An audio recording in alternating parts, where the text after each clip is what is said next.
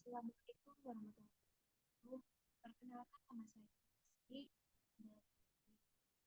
dari Pendidikan Ekonomi dengan NIM 2205339 dari kelompok 7.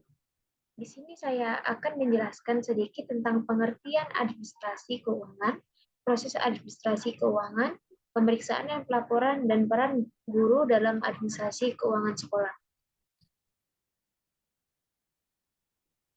Yang pertama adalah pengertian administrasi keuangan. Administrasi keuangan adalah sebuah analisis terhadap sumber-sumber pendapatan atau revenue dan penggunaan biaya ekspenditur yang diperuntukkan sebagai pengelolaan pendidikan secara efektif dan efisien dalam rangka mencapai tujuan yang telah ditentukan.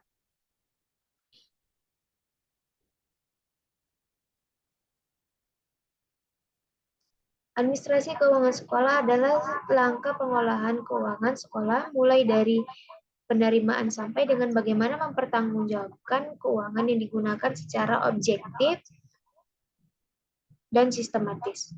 Langkah tersebut sangat penting sekali diperhatikan karena masalah pembiayaan adalah menjadi sarana organisasi sekolah. Unsur biaya adalah hal yang paling menentukan dalam mekanisme penganggaran. Penentu biaya sangat mempengaruhi tingkat efektivitas dan efisiensi lembaga atau organisasi dalam mencapai tujuan tertentu. Kegiatan yang dilakukan dengan biaya yang rendah dan hasilnya mempunyai kualitas yang baik, maka kegiatan tersebut dapat dikatakan dengan kegiatan yang dilaksanakan secara efektif dan efisien. Yang kedua adalah proses administrasi keuangan. Ada 10 di dalam proses administrasi keuangan sekolah menurut Lidham dan Hoy 1974, di mana 10 langkah ini dibagi menjadi 4 komponen dasar dari proses administrasi keuangan sekolah, yaitu 1. Perencanaan atau planning. Perencanaan atau planning terdiri dari kegiatan menganalisis kebutuhan masyarakat, sekolah, dan peserta didik. Kedua, menganalisis masalah serta isu-isu yang ada, dan mengidentifikasi tujuan secara lebih jelas dan terukur. Kedua, pemrograman atau programming, yang terdiri dari kegiatan mendesain struktur program dan format sesuai dengan tujuan yang telah direncanakan, memformulasikan alternatif-alternatif pendekatan dan sesama program. Ketiga, penganggaran atau budgeting, yang terdiri dari kegiatan menganalisis pendekatan dalam kaitannya dengan hambatan-hambatan yang mungkin ditemukan dalam persyaratan atau efektivitas anggaran. Kemudian B, memilih dan mengadopsi alternatif yang optimal untuk mencapai tujuan, serta menyiapkan anggaran untuk pelaksanaan program. Ketiga, menyiapkan anggaran untuk pelaksanaan program. Terus yang keempat, evaluasi atau evaluation, yang terdiri dari kegiatan 1. Memonitor implementasi program dan menilai hasil dari pelaksanaan program. Kemudian bagian C, pemeriksaan dan pelaporan administrasi keuangan. 1. Pemeriksaan keuangan. Pemeriksaan keuangan adalah rangkaian dan pembuatan penelitian atas penggunaan faktor dalam proses administrasi, sebagaimana ditetapkan dalam jumlah anggaran, untuk mencapai penggunaan faktor uang tersebut sah dan efisien.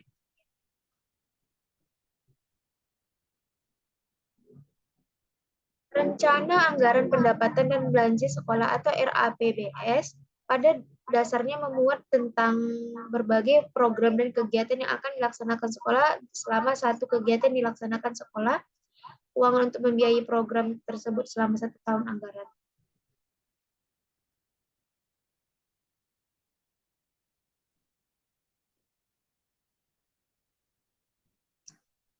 Dari segi rumusan yang lain dinyatakan bahwa per audit demikian ini yang dimaksudkan. 1. Dari segi maksudnya, diharapkan anggaran sesuai dengan ketentuan atau yang maksud-maksudnya. Kemudian dari B, dari segi sahnya pengeluaran uang apakah tuntunan uang itu sebagai realisasi anggaran?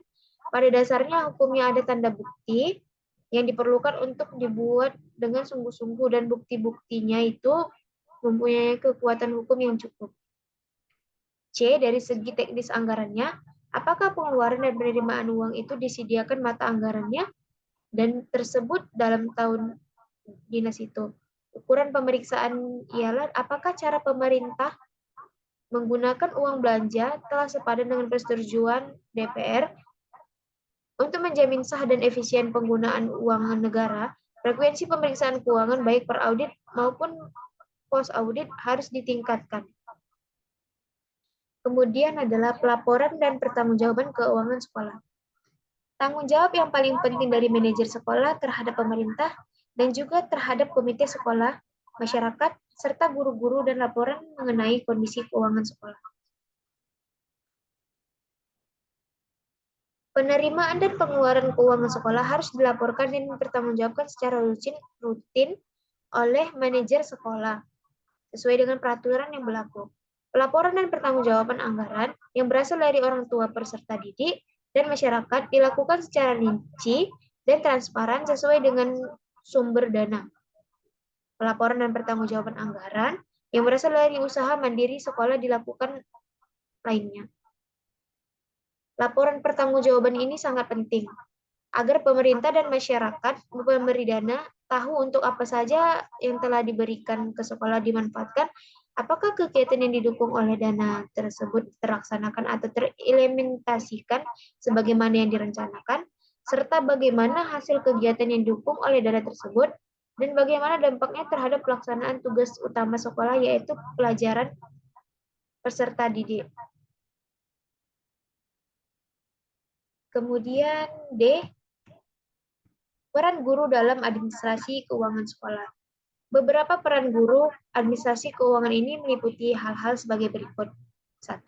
Membuat file keuangan sesuai dengan dana. 2. Membuat laporan data usulan pembayaran gaji, level K pemerintah kota, dan membuat pembukuan penerimaan dan penggunaan dana pembangunan. 3. Pembuatan laporan dana pembangunan pada akhir tahun anggaran dan laporan tribulan dana bantuan operasional sekolah atau BAOS. 4. Membuat laporan rancangan anggaran pendapatan bantuan sekolah atau RAPBS. 5. Menyetorkan pajak PPN.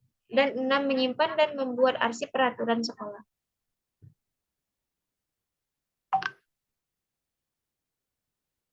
Kemudian kesimpulannya yang saya ambil dari presentasi ini adalah bahwa administrasi keuangan dalam satuan pendidikan adalah salah satu komponen penting dalam manajemen sekolah atau lembaga pendidikan. Administrasi keuangan meliputi kegiatan perencanaan, penggunaan, pencatatan data, pelaporan, dan pertanggungjawaban dana yang dialokasikan untuk penyelenggaraan sekolah. Tujuan dari administrasi keuangan dalam konteks ini adalah untuk mengelola sumber daya keuangan yang tersedia dari efisien dan efektif sehingga pendidikan yang berkualitas dapat diberikan kepada siswa. Demikianlah presentasi yang saya lakukan. Lebih dan kurang saya mohon maaf. Saya akhiri. Wabillahi taufiq wal hidayah. Wassalamualaikum warahmatullahi wabarakatuh.